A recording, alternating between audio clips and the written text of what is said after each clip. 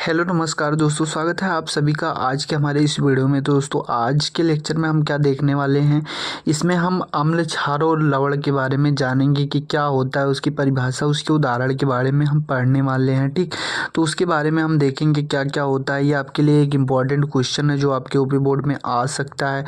तो चलिए बिना देर के हुए वीडियो को करते हैं हम स्टार्ट और देखते हैं कि अम्ल क्या होता है, क्षार क्या होता है, लवण क्या होता है, इसकी परिभाषा, उदाहरण हम सब देखते हैं। आप वीडियो में पूरा लास्ट तक बने रहिएगा, आसानी से सीख जाएंगे, फिर कभी दोबारा आपको कोई वीडियो नहीं देखना पड़ेगा। तो चलिए दोस्तों हम देखते हैं कि अम्ल क्या होता है। तो अम्ल जो होता है दोस्तों, अम्ल जो होता है ऐसा पदार्थ होता है जब हम उसको किसी जलीय विलयन में डालते हैं, मतलब जल में हम डालते हैं तो वह आयनित हो जाता है, मतलब अपने आयनों में टूट जाता है, हाइड्रोजन आयन देने लगता है।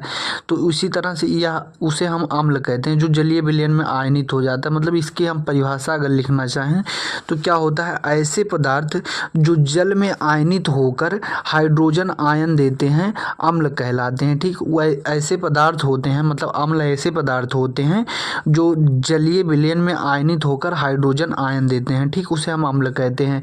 अम्ल जो होते हैं, अम्ल का अगर हम कैरेक्टर लिखना चाहें, उसके लक्षण लिखना चाहें तो अम्ल जो होते हैं ये स्वाद में खट्टे होते हैं।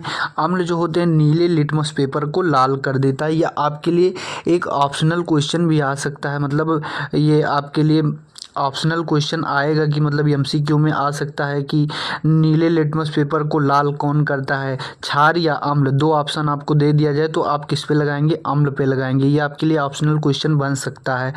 तो अम्ल जो होता है ये नीले लिटमस पेपर को लाल कर देता है। ठीक, तो अम्ल ऐसे पदार्थ होते हैं जो जलीय विलयन में हाइड्रोजन आयन देते हैं, अम्ल कहलाते हैं। ये स्वाद में खट्टे होते हैं। अम्ल नीले लिटमस पेपर को लाल कर देता है। इसके हम कुछ उदाहरण अगर देखें तो अम्ल जैसे HCl हाइड्रोक्लोरिक एसिड, या HNO3 जो नाइट्रिक एसिड हो गया, ये CH3COOH एस्टिक एसिड, ये अम्ल के कुछ उदाहरण हो गए। ये इतने उदाहरण और इतना परिभाषा आप लिख देंगे तो आपको पूरा नंबर मिल जाएगा। इसी तरह से अब हम आगे देखते हैं कि क्षार क्या होता है। ठीक, तो क्षार जो होता है दोस्तों, क्षार जो होता है ऐसे पदार्थ जो जलीय विलयन में मिलाने पर OH हाइड्रोक्साइड आयन देते हैं। OH आयन मतलब हाइड्रोक्साइड आयन देते हैं। वहाँ पे क्या था, अम्ल जो था वो हाइड्रोजन आयन दे रहा था, और जो क्षार होते हैं, ये क्षार जो होते हैं वो हाइड्रोक्साइड आयन देते हैं। जैसे हम H2O को जब तोड़ते हैं, H2O को, तो H2O हमारा किस में टूटता है, H+ और OH- में टूटता है। तो इसी तरह से जो होता है ये हाइड्रोजन आयन देता है और ये हाइड्रोक्साइड आयन देता है। तो ये हमारा क्षार जो होता है ऐसे पदार्थ जो जलीय विलयन में मिलाने पर OH या हाइड्रोक्साइड आयन देते हैं, क्षार कहलाते हैं। क्षार जो होता है यह लाल लिटमस पेपर को नीला कर देता है, और यह नीले लिटमस पेपर को लाल कर देता था। यह जस्ट इसका उल्टा करता है, वह नीले को लाल कर देता था और यह लाल को नीला कर देता है। ठीक, और इसका उदाहरण हम देखें तो NaOH sodium hydroxide, KOH potassium hydroxide, NH4OH ammonium hydroxide, ये तो हमारे 2-3 एग्जाम्पल हो गए। तो इतना आप लिख सकते हैं आसानी से। ठीक, है आसानी से आपको याद भी हो जाएगा।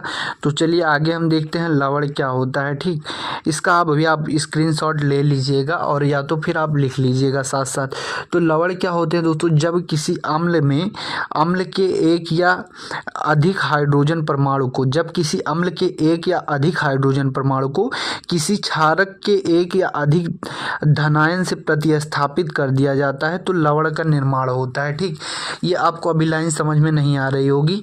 तो इसका अर्थात इसका मतलब क्या होता है, जिस पदार्थ में अम्ल या क्षार दो के मूलक पाए जाते हो, मतलब दोनों के मूलक पाए जाते हैं। यहाँ दोनों कर दीजिए, यहाँ पे सेंटेंस नहीं बैठ रहा है। तो यहाँ पे जिस पदार्थ में अम्ल या क्षार दोनों के मूलक पाए जाते हैं उसे लवण कहते हैं। मतलब ऐसा कोई पदार्थ हो जिसमें अम्ल का भी मतलब गुण पाया जाता हो, अम्ल के भी मूलक पाए जाते हों, और उसमें क्षार का भी गुण पाया जाता हो, दोनों मिक्स हो, उसे हम लवण कहते हैं। जैसे इसको हम एग्जाम्पल से आपको हम समझा रहे हैं। तो एग्जाम्पल हमने क्या लिया है यहाँ पे, HCl और NaOH NaOH लिया। ठीक, यह Cl हमारा क्या है, हाइड्रोक्लोरिक एसिड है। और NaOH हमारा क्या है दोस्तों, NaOH जो है वो सोडियम हाइड्रोक्साइड हमारा क्षार है, बेस है। ठीक, तो एसिड और बेस को हम यहाँ रिएक्ट कर रहे हैं, अम्ल और क्षार को। तो यहाँ पे अम्ल और क्षार को रिएक्ट करने के बाद हमारा लवण का निर्माण हो रहा है। मतलब एक मॉलिक्यूल यहाँ पे देखिए, यहाँ अम्ल से क्या आपको मिल रहा है, अम्ल से Cl मिल रहा है। ठीक, अम्ल से Cl मिल रहा है। ये हाइड्रोजन प्लस और Cl माइनस में टूट जाता है और ये Na प्लस और OH माइनस में टूट जाता है।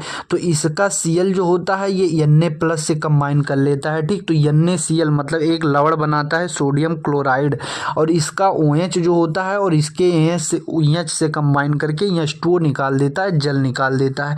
तो अब ये आपको परिभाषा समझ में आएगी कि ऐसे पदार्थ जिसमें एक या एक से अधिक हाइड्रोजन परमाणु किसी क्षारक के, मतलब अम्ल के एक या एक से अधिक हाइड्रोजन परमाणु, यही हाइड्रोजन परमाणु आपका यहाँ आके इससे रिएक्ट कर रहा है, क्षारक के एक या अधिक धनायन से प्रतिस्थापित कर दिया जाता है। मतलब इसके धनायन द्वारा इसको प्रतिस्थापित कर दिया जाता है तो लवण का निर्माण होता है। मतलब इसके हाइड्रोजन को इसके द्वारा प्रतिस्थापित कर दिया जाता है तो लवण का निर्माण होता है, ये आप कह सकते हैं। आप रिएक्शन से समझ जाइए, ये सबसे आसानी रहेगी आपके लिए।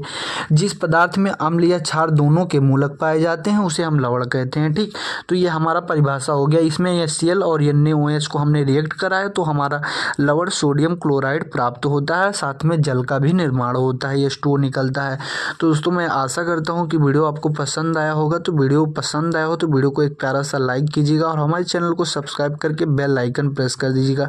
तो धन्यवाद दोस्तों, हम मिलते हैं अपने नेक्स्ट वीडियो में ऐसे ही एक इम्पॉर्टेंट टॉपिक के साथ। तब तक के लिए बाय बाय।